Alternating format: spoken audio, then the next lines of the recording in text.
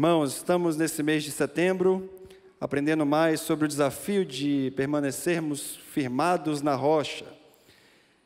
E hoje é o último domingo de setembro e vamos continuar com esse tema que tem colocado nosso coração constantemente impactado pelas Escrituras Sagradas. Portanto, eu quero convidar você a ouvir, a estar atento, a abrir os seus ouvidos, os seus olhos, para que Deus possa, nessa manhã, invadir o seu coração e possa nos ensinar mais sobre a sua palavra.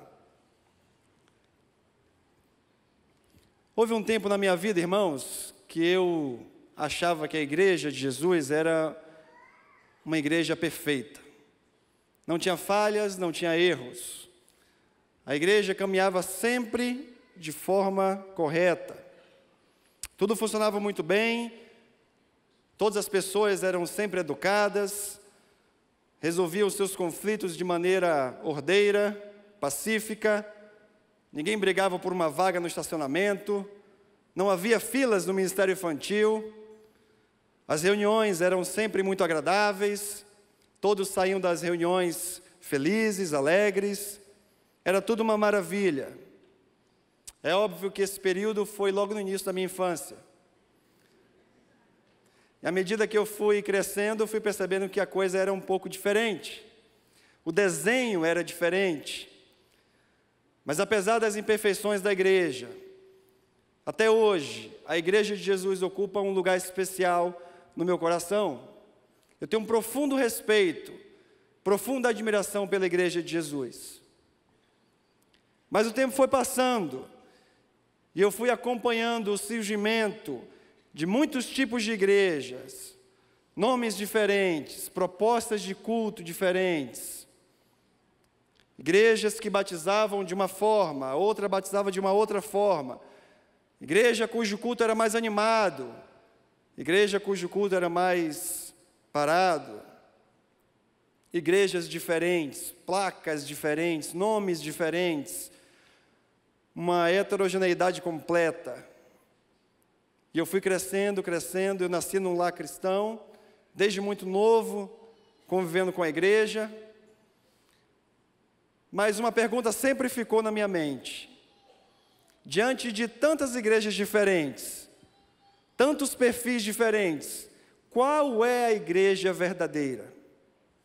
Qual é a igreja do Senhor Jesus? Qual é a igreja que presta atenção nos princípios bíblicos, que anda corretamente, que está afiada com as Escrituras? Interessante que essa pergunta também foi feita aos reformadores. Há mais de 500 anos atrás, no início do século XVI, quando os reformadores começaram a questionar alguns procedimentos da igreja, e eles não queriam dividir a igreja em duas, mas foi inevitável. Então, de um lado estava a igreja dirigida pelo bispo de Roma, e do outro lado a igreja protestante. E muitas pessoas perguntavam para os reformadores: qual é a igreja verdadeira? Qual igreja nós devemos seguir? A igreja do bispo de Roma ou a igreja que protestou, a igreja protestante?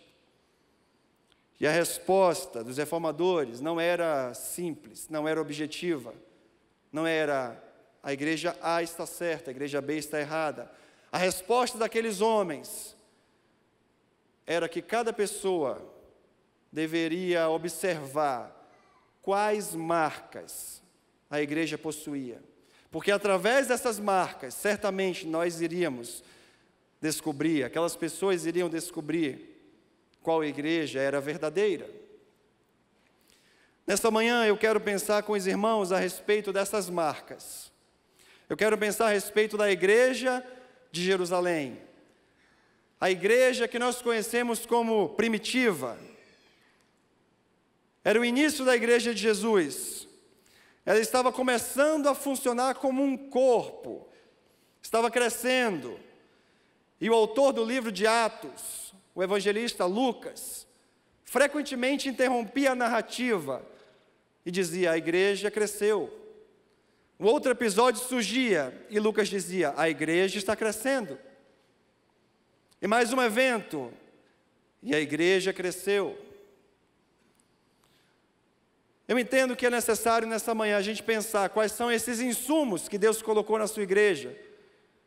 Quais são esses adubos que fizeram com que a igreja de Jerusalém florescesse?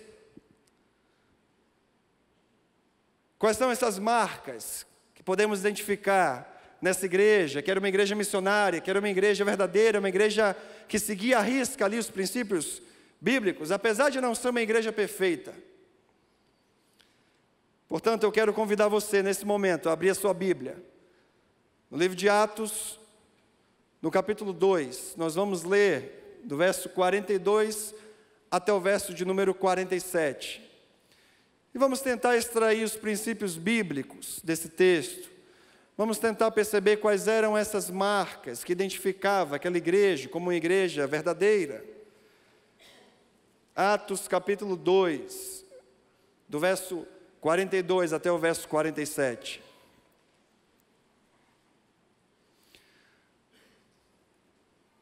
O texto diz assim: e perseveravam na doutrina dos apóstolos, e na comunhão, e no partir do pão, e nas orações.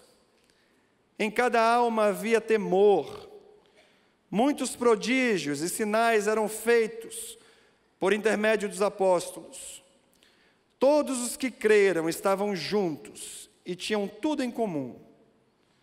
Vendiam as suas propriedades e bens, distribuindo o produto entre todos, à medida que alguém tinha necessidade. Diariamente, perseveravam unânimes no templo, partiam pão de casa em casa e tomavam as suas refeições com alegria e singeleza de coração, louvando a Deus e contando com a simpatia de todo o povo. Enquanto isso, acrescentava-lhes o Senhor, dia a dia, os que iam sendo salvos. Queridos, logo nesse primeiro verso, no verso de número 42, nós percebemos essas marcas. A igreja primitiva, a igreja de Jerusalém, perseverava na doutrina dos apóstolos, na palavra de Deus, perseverava na comunhão, no senso de unidade, perseverava também na oração. Portanto, essa é a primeira marca que nós enxergamos na igreja primitiva. Eles perseveravam na palavra. Esse é o primeiro sinal do compromisso dessa igreja. O compromisso com as Escrituras. A doutrina dos apóstolos era o ensinamento que o próprio Jesus havia passado para esses discípulos. Você lembra que o texto de Mateus 28, versículo 20, nos convida a transmitirmos os estatutos de Deus para os nossos discípulos. Ide por todo o mundo, pregai o Evangelho, batizem em nome do Pai, do Filho e do Espírito Santo e ensinem esses novos discípulos a guardar os meus mandamentos.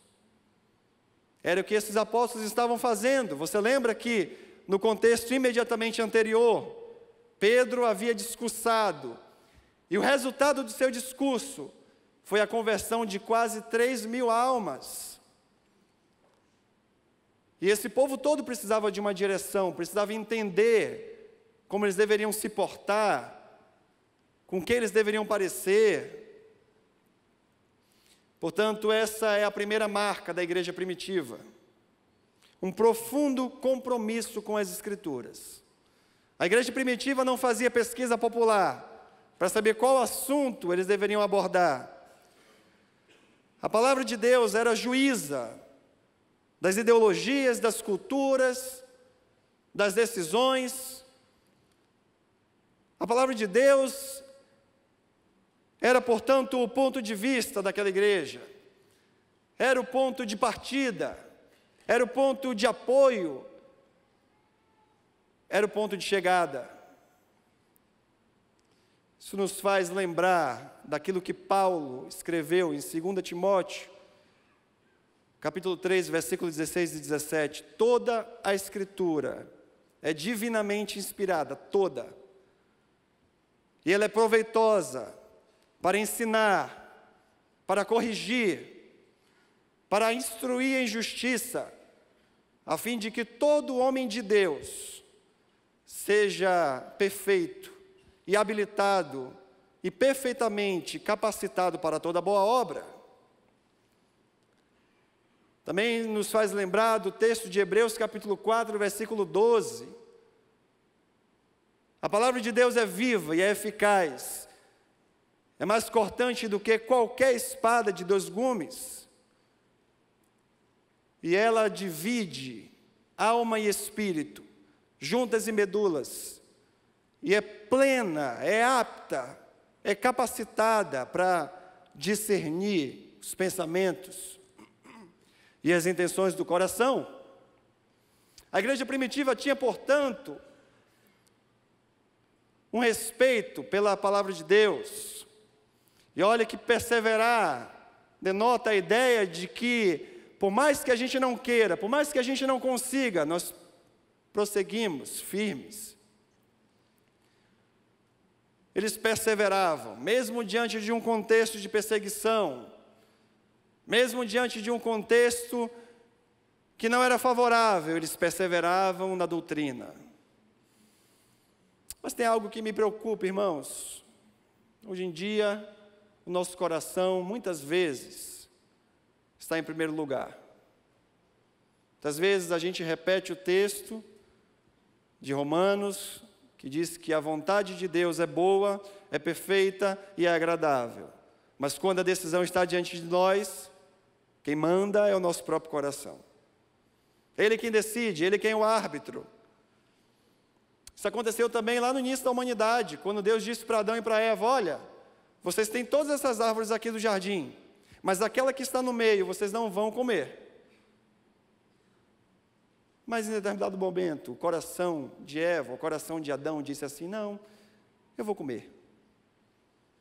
Frequentemente, o nosso coração tem sido o árbitro das nossas decisões. Muitas vezes estamos aqui no corredor ou na sala conversando com alguns irmãos que estão prestes a se separar, a se divorciar. E nós abrimos as Escrituras e dizemos: olha, esse motivo não é suficiente para uma separação, para um divórcio. Não há apoio bíblico para essa decisão. As Escrituras não são favoráveis. Mas muitas vezes a resposta é: olha, eu entendo, mas nós não conseguimos mais. Já tomamos a decisão. A partir de agora, a gente vai viver separadamente, cada um para o seu lado. Mas a Bíblia diz que a gente tem que perdoar, que o amor é sacrificial, que o amor tudo sofre. Mas não dá mais. Nós já tomamos a nossa decisão. Ou quem sabe, você foi magoado no passado, e a Bíblia recomenda que você perdoe. O amor de Deus, o perdão de Deus é infinito, e Ele te perdoa todos os dias, Ele me perdoa todos os dias. Mas quem sabe o seu coração diz: eu não aguento mais, eu não consigo perdoar. Já perdoei uma vez, me decepcionei. Já perdoei uma segunda vez, me decepcionei. Não quero me decepcionar de novo. Então nós voltamos para a nossa base, para aquela que tem que ser a juíza. Mas não adianta. O coração está decidido. O coração está firme. Não na rocha, mas na sua própria autonomia. Automaticamente eu lembro de Jesus, no livro de Mateus capítulo 22, versículo 29, quando ele diz: errais, não conhecendo as Escrituras Sagradas, nem o poder de Deus. Quando a gente não se volta para a Bíblia, a gente erra. Jesus estava passando no meio da vila, uma mulher chegou para ele e disse: bem-aventurada a mulher cujas entranhas te trouxeram, e cujos seios te amamentaram. Jesus então replicou e disse para aquela mulher: bem-aventurado, antes é todo aquele que ouve a palavra de Deus e a observa. perseveravam na doutrina dos apóstolos. Eles perseveravam. A igreja primitiva. O livro de 2 Reis, capítulo 22, narra a história de um homem, um rei, chamado Josias. Esse rei começou a reinar em Judá com apenas 8 anos. E passados os 18 anos de seu reinado, ele então chega para o seu secretário e diz: olha, procure o sacerdote Ilquias. E vocês dois juntos vão lá no templo, que eu preciso que vocês contem o dinheiro que foi arrecadado. Então eles foram.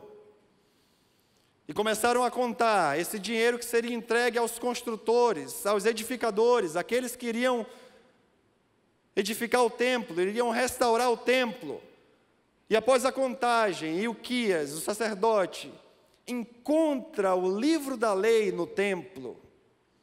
Acontece que esse livro da lei estava abandonado dentro do próprio templo, empoeirado, quem sabe comido pelas traças.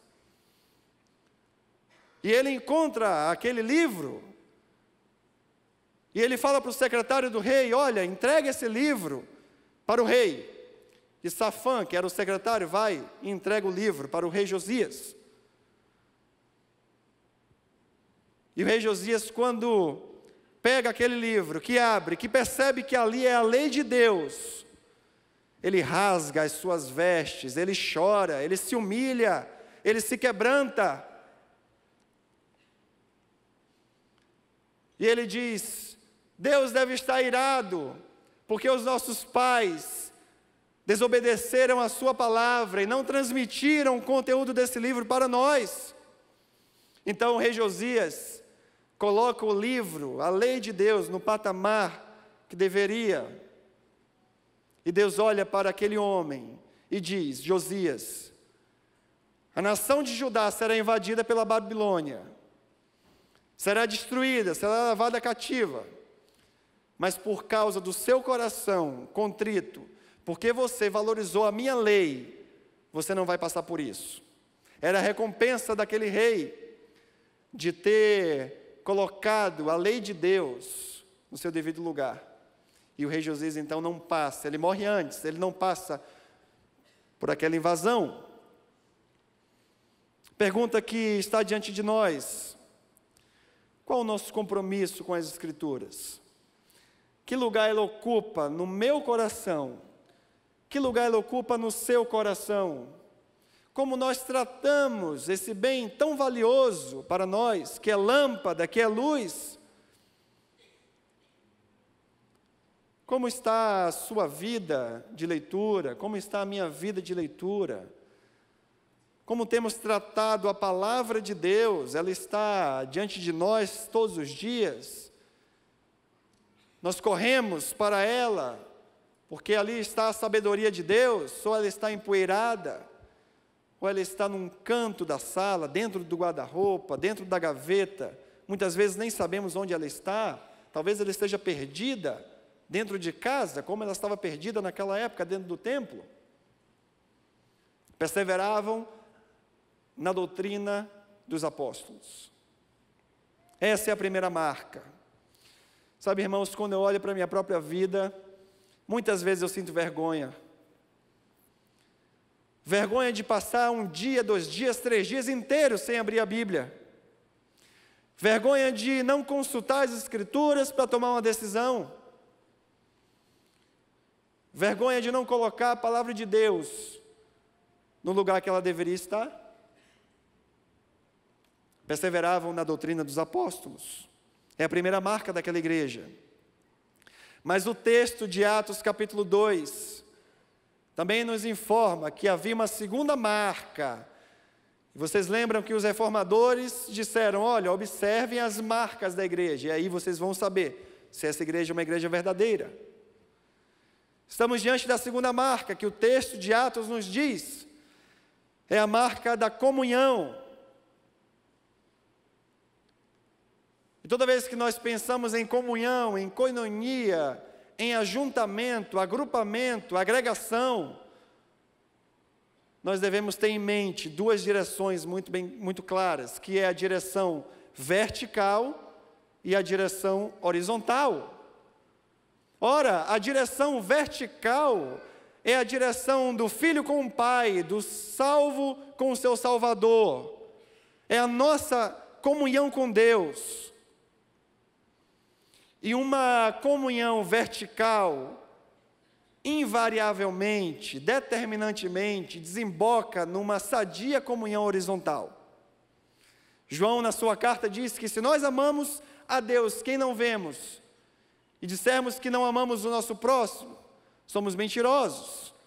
Portanto, o desafio de termos comunhão com Deus se estende, o desafio de termos comunhão uns com os outros.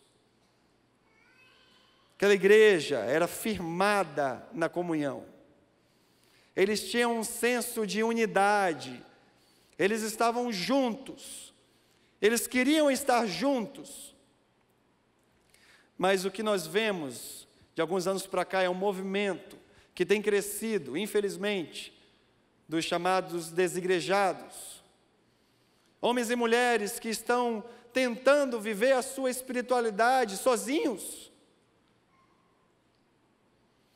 Acontece que a Bíblia, tanto no Antigo Testamento quanto no Novo Testamento, Deus sempre trabalhou com algumas metáforas que vão de encontro a essa ideologia. Nós lemos na Bíblia a ideia de um povo. Deus preparando um povo, propriedade exclusiva sua. A ideia de um povo, de um ajuntamento, de um grupo unido.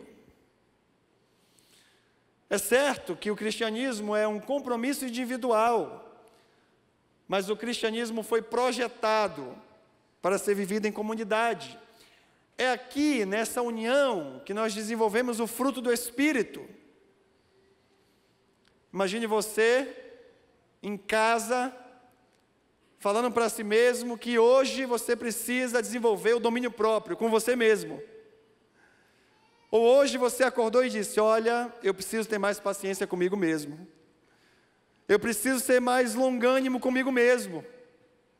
Não faz sentido desenvolvermos o fruto do Espírito quando estamos sozinhos. Uma outra metáfora encontrada nas Escrituras é a ideia de corpo. Nós somos o corpo, cuja cabeça é Cristo. E se somos um corpo, devemos estar ajustados. Cada membro ligado um no outro.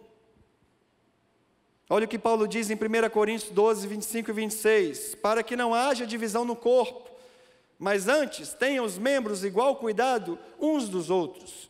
De maneira que se um membro padece, todos os membros padecem com ele. E se um membro é honrado, todos os membros se regozijam com ele.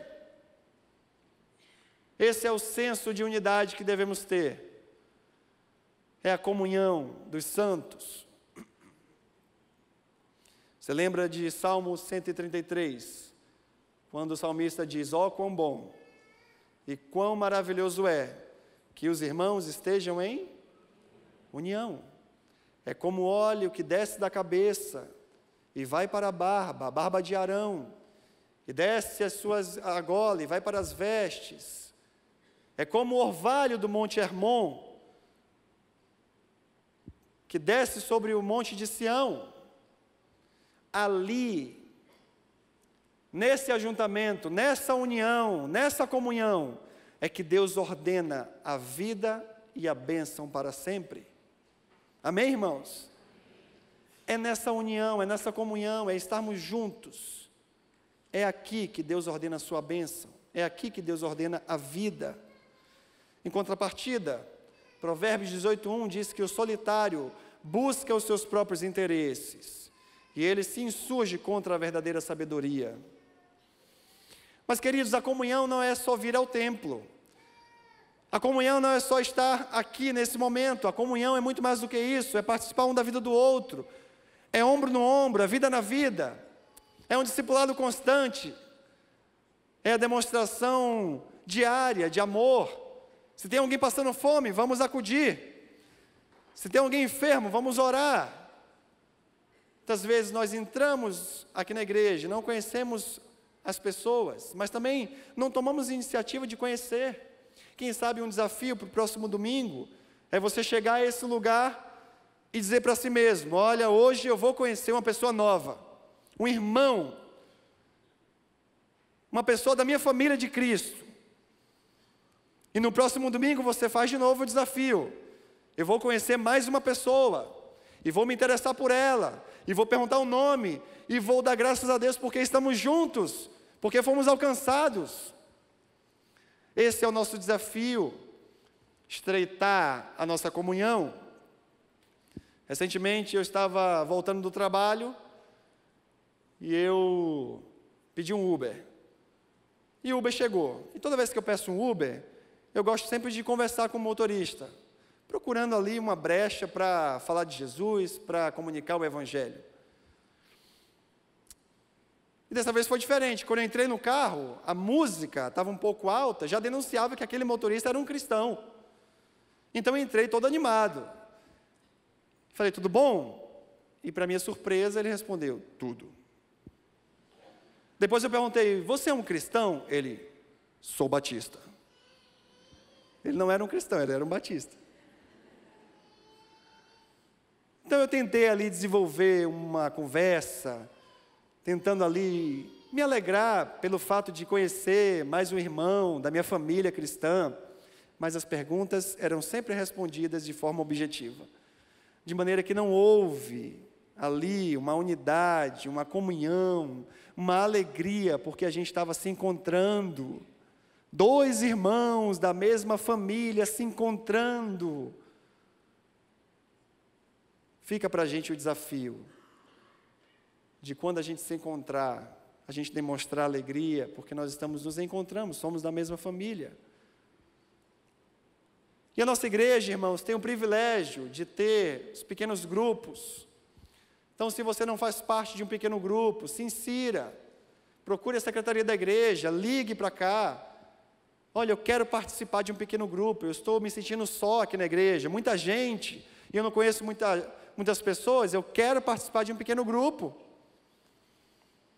É nesse convívio, com pessoas de personalidades diferentes, temperamentos diferentes, que nós vamos exercitar o fruto do Espírito. Você sabe muito bem que uma brasa fora do braseiro rapidamente se apaga, uma ovelha fora do rebanho se torna uma presa fácil para as feras. É nessa comunhão, nessa unidade, que nós vamos desenvolver os mandamentos da mutualidade. O Novo Testamento nos apresenta diversos mandamentos, e só é possível cumprir essas ordens se estivermos todos juntos. Amem-se uns aos outros, aceitem-se uns aos outros, saúdem-se uns aos outros, cuidai uns dos outros, sujeitem-se uns aos outros, suportem-se uns aos outros, não tenham inveja uns dos outros, deixem de julgar uns aos outros, não se queixem uns dos outros, não falem mal uns dos outros, não mordam e devorem uns aos outros, não provoquem uns aos outros, não mintam uns aos outros, confessem os seus pecados uns aos outros, perdoai-vos uns aos outros, edifiquem-se uns aos outros, ensinem uns aos outros, encorajem uns aos outros, aconselhem-se uns aos outros, cantem uns para os outros, sirvam uns aos outros, levem as cargas uns dos outros, hospedem uns aos outros, sejam bondosos uns para com os outros, orem uns pelos outros. Não é possível obedecer esses mandamentos se não estivermos juntos, andando juntos, em comunhão, em unidade, afiando um ao outro, corrigindo um ao outro. O texto de Atos capítulo 2, no verso 44, diz que todos os que creram estavam juntos e tinham tudo em comum. Portanto, a segunda marca de uma igreja verdadeira é a comunhão. Eles perseveravam na doutrina dos apóstolos, mas eles também perseveravam na comunhão. Se por acaso você está aqui nessa manhã e tem pensado em viver uma espiritualidade só, eu quero te dizer, não faça isso. Se você veio aqui e quer desistir de andar junto, de frequentar a igreja, não faça isso. É no meio do povo de Deus que o próprio Deus ordena a sua bênção. É no meio do povo de Deus que Ele ordena a vida. Portanto, precisamos estar juntos. Mas eu entendo que há uma terceira marca nesse texto. Além da palavra de Deus, além da comunhão, os nossos irmãos, lá do início da igreja, também perseveravam na oração. Porque a oração, irmãos, nos aproxima de Deus. A oração nos faz mais íntimos do Senhor. E eu me lembro de uma época, quando minha irmã estava no 3º ano, prestes a fazer o vestibular, e ela queria fazer o curso de medicina, e a pressão era muito grande sobre ela, e ela dedicava muitas e muitas horas de estudo. E um dia ela ligou para o meu pai. Nós morávamos no estado do Espírito Santo, ela morava aqui na Bahia. Ela ligou para o meu pai e disse: pai, estou pensando em desistir, a carga é muito grande. Eu não sei mais o que fazer, eu não consigo dar conta. E após alguns momentos, meu pai olhou para ela e disse: você já orou a respeito? Não, pai, eu estou falando de estudo, eu estou falando de dedicação, eu estou falando de uma profissão que vai ser seguida pelo resto da vida. Eu estou com dificuldade. Filha, a oração é mais poderosa do que uma bomba atômica. Foi a resposta dele. Você já orou por isso? Tempo depois, após haver orado, ela decidiu mudar de curso. Fez jornalismo. Mas essa expressão, esse entendimento, esse conceito nunca saiu da sua mente. A oração é mais poderosa do que uma bomba atômica. A igreja avança quando ora. A igreja encara os desafios missionários por causa da oração.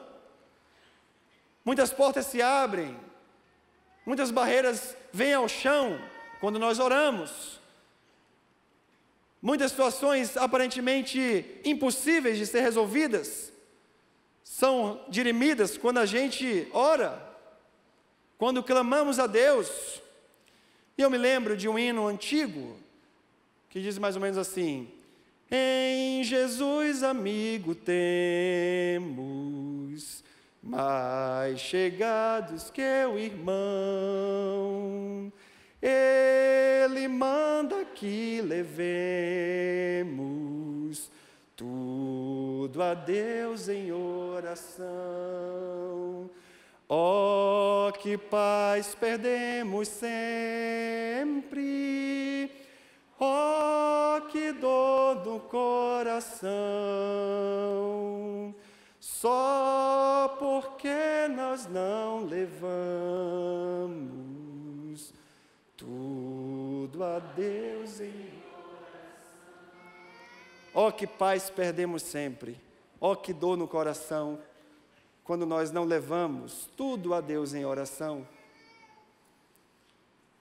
Esse início de mês, a Igreja Batista Metropolitana esteve reunida aqui, orando a Deus, orando por esse espaço aqui ao lado, mas também orando por diversos problemas que enfrentamos, famílias que estão se despedaçando, casamentos que estão se rompendo, filhos que estão indo na direção das drogas, pelo nosso Brasil, pelo nosso país, para que decisões sejam tomadas de forma correta.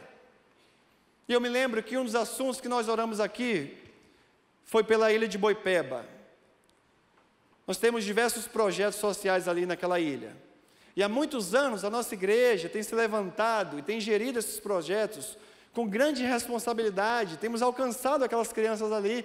Deus tem abençoado tremendamente a nossa igreja. Mas acontece que no início de setembro, um grupo se levantou e montou a primeira marcha LGBT para acontecer ali naquela ilha. Imediatamente nosso coração se entristeceu e começamos a orar, começamos a clamar, e o grupo estava aqui pela manhã, e nós oramos, e a igreja de Boipeba, a igreja batista de Boipeba, também se levantou e orou,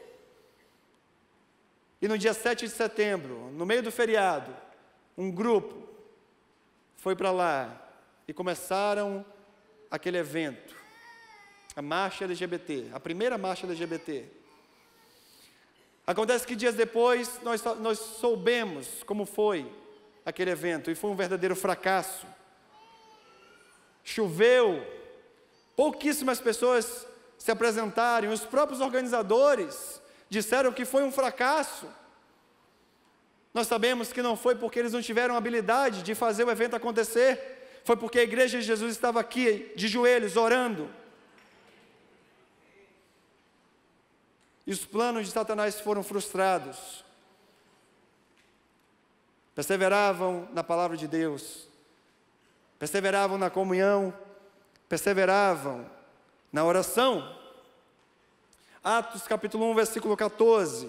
Eles perseveravam na oração, aguardando o derramamento do Espírito. Atos 3, versículo 1. Pedro e João iam frequentemente ao templo para orar.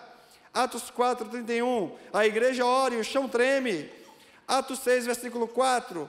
Os apóstolos decidem que vão se consagrar à oração e ao ministério da palavra. Atos 9, 11.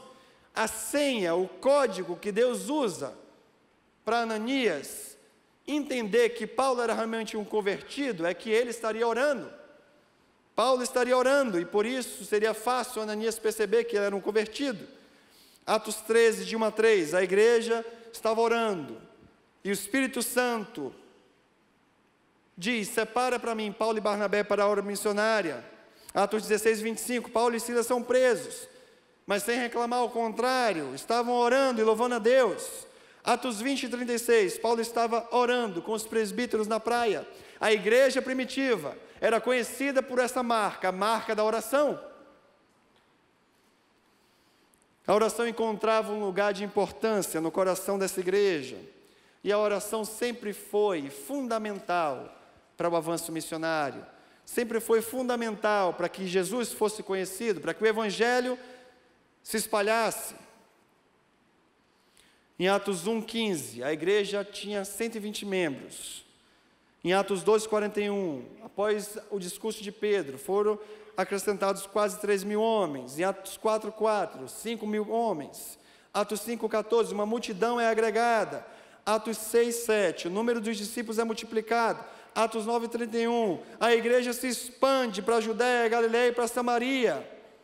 A partir daí, o livro de Lucas relata diversas regiões que foram completamente alcançadas pela igreja. Firmados na rocha, esse é o nosso desafio. Firmados na palavra, firmados na comunhão, firmados na oração. Qual igreja nós queremos ser? Qual igreja nós queremos ser, irmãos? A igreja que lê as Escrituras e observa as Escrituras, a igreja disposta a enfrentar o desafio de estar junto, de entranhar um no outro, de suportar um ao outro, de andar uma segunda milha, de perdoar. A igreja que ora, que leva tudo a Deus em oração, que não toma uma decisão sem antes orar. A igreja primitiva não tinha nada que chamasse atenção, ela não tinha propriedades, ela não tinha dinheiro, ela não tinha influência política, ela não tinha status social. Mas Lucas, invariavelmente, interrompe a sua narrativa e diz: a igreja cresceu. Aquela igreja foi usada por Deus para alcançar regiões completas. O verso 47 desse texto diz que, louvando a Deus e contando com a simpatia de todo o povo, acrescentava-lhes o Senhor, dia a dia, os que iam sendo salvos. Esse é um desafio para mim e para você nessa manhã. Se não temos levado as Escrituras a sério, hoje é o dia de renovar esse compromisso. Se não estamos mais dispostos a viver juntos, se estamos nos isolando, querendo ficar cada um no seu canto, esse é o dia de renovar o compromisso, de permanecer firme, de olhar um para o outro e dizer: você é meu irmão, você é da mesma família. Obrigado, Senhor, porque estamos aqui em família, somos um mesmo povo, o mesmo corpo. A nossa igreja tem crescido, graças a Deus, irmãos. Deus tem abençoado essa igreja. Estamos com diversos desafios diante de nós, desafios muitas vezes intransponíveis. E Deus tem usado a vida dessa igreja para desenvolver trabalhos em todo o estado. Projetos sociais geridos com muita responsabilidade. Nossa igreja tem crescido, tem avançado. Deus tem abençoado. Mas esse é um compromisso de cada um de nós. O cristianismo é um compromisso individual. Compromisso de olhar para trás, sondar o nosso coração e perceber se estamos errando em alguma coisa, vamos consertar. Se não temos valorizado a Bíblia, se ela não é mais atraente para nós, vamos renovar o nosso compromisso com as Escrituras. Se temos tomado decisões com base no nosso coração, vamos renovar o nosso compromisso de tomar decisões com base na Palavra de Deus, porque a Palavra de Deus ela é boa, perfeita e agradável.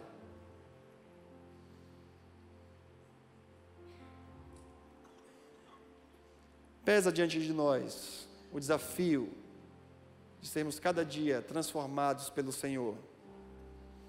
Mas o bom disso tudo, irmãos, é que por mais que a gente encontre o nosso coração fora do eixo, fora do equilíbrio, o Senhor Jesus está de braços abertos a nos dar uma segunda chance.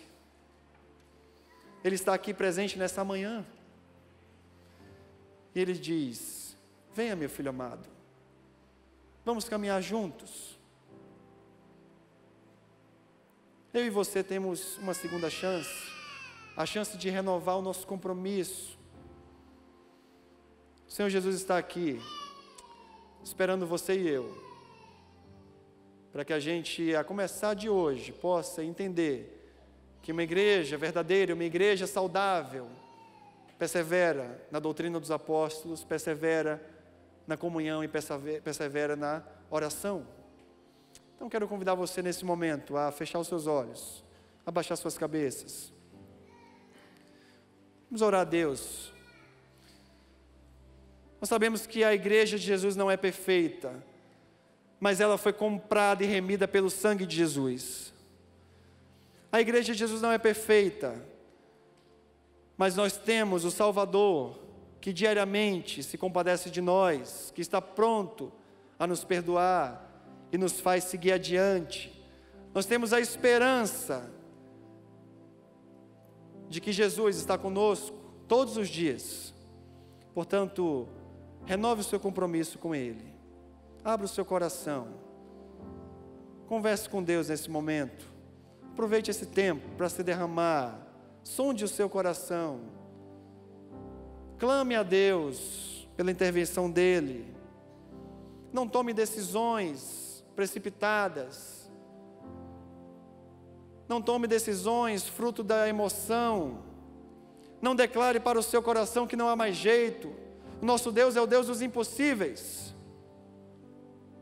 Ele está aqui nessa manhã. E nós cremos que Ele tem todo o poder. Pai, nessa manhã oramos ao Senhor, gratos, ó Deus, por mais um dia. Gratos também, ó Pai, porque a Tua palavra, ela é viva. Ela transforma o nosso coração, ó Deus. Ela nos dá esperança, mesmo diante de nossas falhas, mesmo, ó Deus, pecando, o Senhor renova a sua aliança todos os dias conosco, ó Pai. Obrigado, Senhor Deus, porque podemos confiar no Senhor.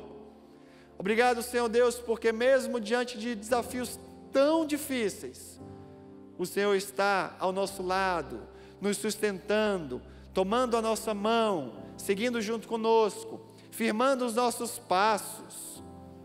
Não permitas, ó Deus, que a nossa fé vacile. Não permitas, ó Deus, que o nosso coração seja o árbitro das nossas decisões, mas que a Tua palavra reine, Senhor Deus, no nosso coração. Ó Deus, que nós possamos meditar na Tua palavra diariamente, ó Pai, porque nós sabemos que é o alimento necessário, ó Deus. Obrigado, ó Deus, porque o Senhor é um Deus bom, um Deus misericordioso, um Deus bondoso. Obrigado, Senhor Deus, porque podemos colocar nossa esperança no Senhor, porque podemos trocar o nosso fardo pesado pelo Teu que é leve, ó Deus. Obrigado, Senhor Deus, porque o Senhor não nos trata como merecemos, mas estende a Sua mão e nos dá uma segunda chance, ó Deus. Obrigado pela igreja do Senhor Jesus, essa igreja que tem caminhado pela Tua graça, que tem se desenvolvido, que tem anunciado o Teu Evangelho às pessoas, ó Deus. Obrigado porque estamos aqui nessa manhã, porque fazemos parte desse corpo, desse ajuntamento, ó Deus. Não queremos estar em outro lugar, ó Pai. Queremos estar juntos, como uma só família. Obrigado, Senhor Deus, pela Tua graça e o Teu amor sobre nós. É no nome santo do Senhor Jesus que nós oramos. Amém.